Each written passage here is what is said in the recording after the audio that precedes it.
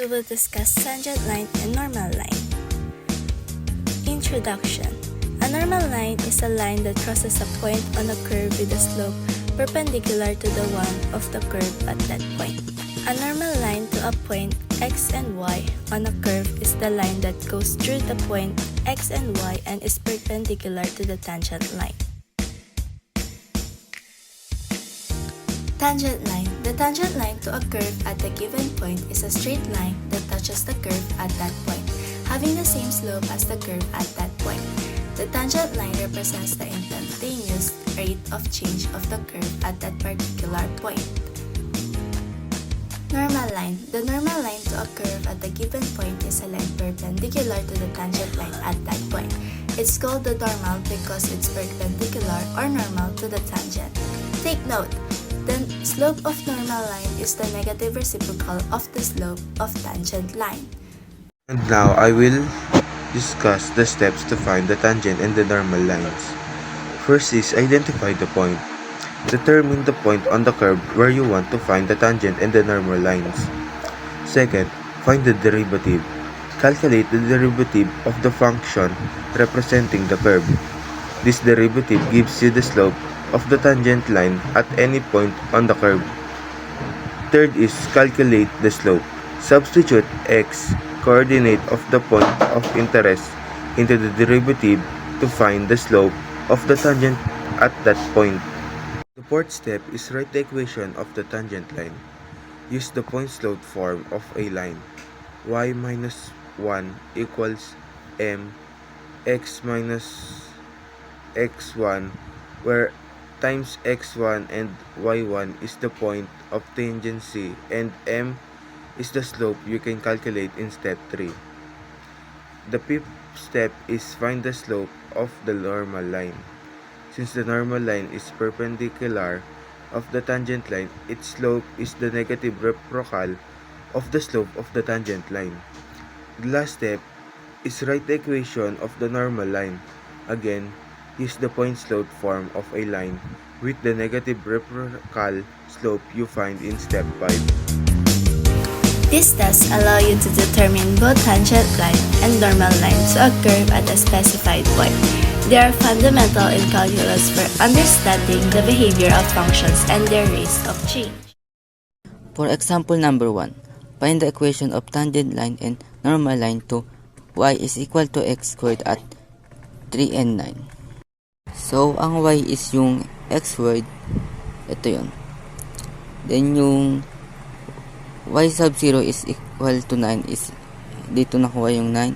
Then, yung x sub 0 is parehas lang, is equal to 3.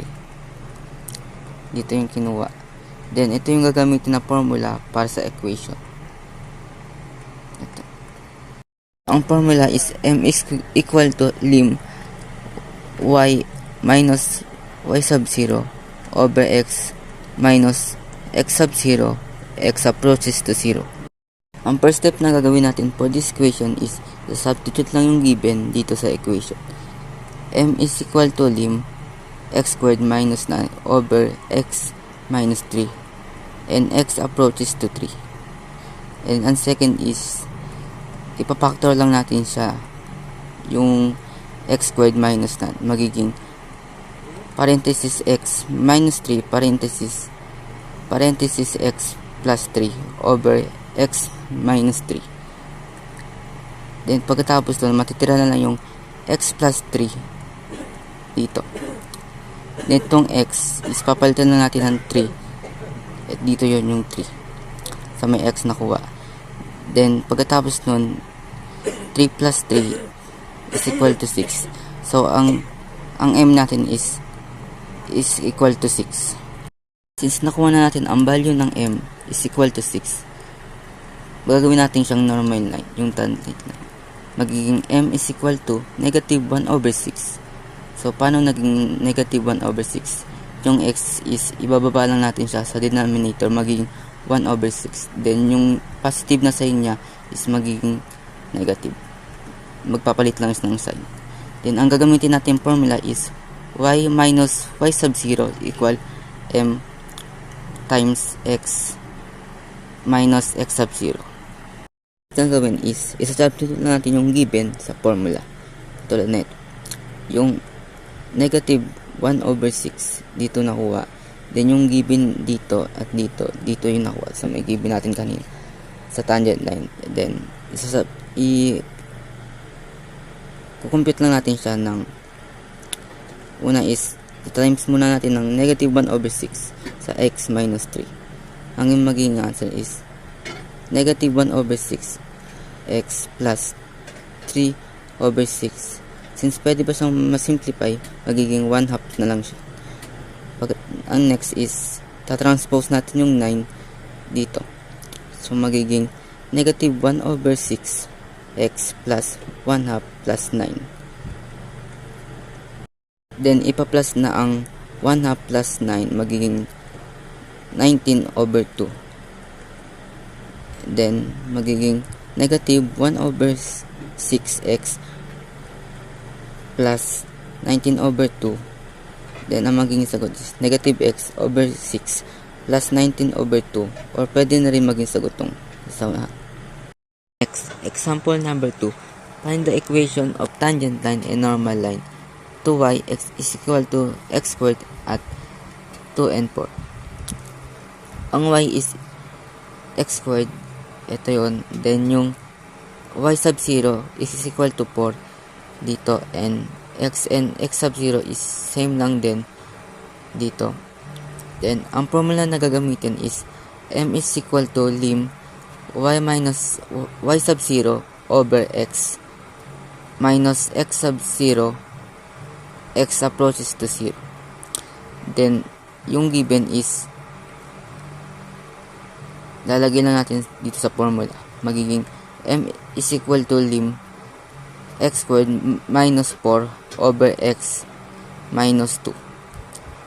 X approaches to 2. Then ang next is ipapactor out natin tong x squared minus 4. Magiging x minus 2 and x plus 2 over x minus 2. Ika-cancel natin ang x minus 2 kasi same lang sila. Then magiging matitira na lang yung x plus 4. Magiging m is equal to lim x plus 4 x approaches to 2. Then yung x, papalitan lang natin ng value ng x mula dito. Magiging m is equal to lim 2 plus 2 x approaches to 2. Then 2 plus 2 is equal to 4. So ang magiging m natin is 4. M is equal to 4. Sa example number 2 is kukuhain na ang normal line. Since nakuha na ang m is equal to 4, magiging m is equal to negative 1/4. Then ang formula na gagamitin is y minus sub 0 is equal to m times x minus x sub 0. So yung given natin is lalagyan lang natin sa formula. Magiging y minus 4 is equal to negative 1/4 times x minus 2. Then pagkatapos nun is times lang natin itong dalawa. Then magiging y minus 2 is equal to negative 1/4 x plus 2/4. Since masisimplify pa tong 2/4, magiging 1/2 na lang. So, negative 1/4 x plus 1/2. Ang next is, pagpaplasin lang tong 1/2 and 1/4. Magiging 9 over 2. Then, ang magiging is negative 1/4 x plus 9 over 2. Then, next is, gagawin na natin yung pinaka-answer na is y is equal to x, negative x over 4 plus 9 over 2, or pwede na maging sagot itong nasagot. Find the equation of the tangent line and the normal line to the parabola at 2, negative 3, parabola y equals x squared minus 5x minus 3. Para makuha natin ang equation sa tangent line dito sa parabola na to, una natin gagawin ay kukunin natin yung derivative ng x squared minus 5x minus 3, which is the 2x minus 5. Ang kasunod naman na kailangan gawin sa pagkuha ay ang slope. Para makuha to, need lang i-substitute doon sa nakuha nating derivative yung point. Y prime equals to 2x minus 5, yung ginamit nating derivative. Then, m, ang symbol ng slope, 2x minus 5. Ang gagawin lang dito ay isa-substitute natin yung binigay na point na 2 doon sa 2 at negative 3. So, magiging 2 times 2 minus 5 siya. 2 times 2 is equals to 4. Then, minus 5 is equals to negative 1. So, dito sa part na to, kailangan na natin ikunin yung equation ng tangent line. Ang nakalagay dito ay yung formula na kailangan doon. So, y minus negative 3, kasi yung negative 3 ay yung y's of 1 na nakalagay na point dun sa parabola. Yung negative 1 naman ay yun yung nakuha nating slope kanina. So, negative 1 parenthesis x minus 2, magiging sagot ay y plus 3 equals to negative x plus 2. Need naman ilipat yung positive 3, magiging negative 3 na siya sa kabilang side kasi kailangan ma-isolate ng y dun sa kabila in order to have the equation ng tangent line. Bale, ang magiging sagot na dito ay y equals to negative x plus 2 minus 3. Then, let's solve lang. So, negative x, positive 2 minus 3 is equals to negative 1. So, this is the answer for equation ng tangent line. Since nakuha na natin yung equation ng tangent line, pwede na tayo mag-proceed sa normal line. So, kakailanganin natin kunin yung negative reciprocal ng negative 1 ng slope ng tangent line, which is magiging equals to 1. Ang kasunod naman ay kukunin na natin yung equation ng normal line. So, y minus negative 3 ulit equals to 1, x minus 2. Huwag kayo malilito dahil same lang yung ginamit dito sa tangent line na formula. Ang napalitan lang naman dito ay yung 1 dahil nag-iba na yung slope natin pagdating sa normal line gawa. Kinuha na nga natin ang negative reciprocal kanina. Then, dito, isolve nyo lang. So, y plus 3 equals to x minus 2. Ilipat ulit yung positive 3 dahil isa-isolate yung y.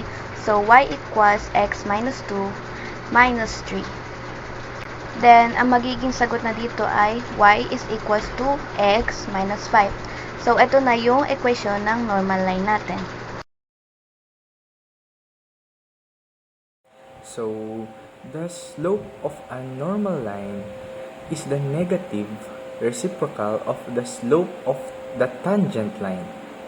So, to find its equation, use the point-slope formula.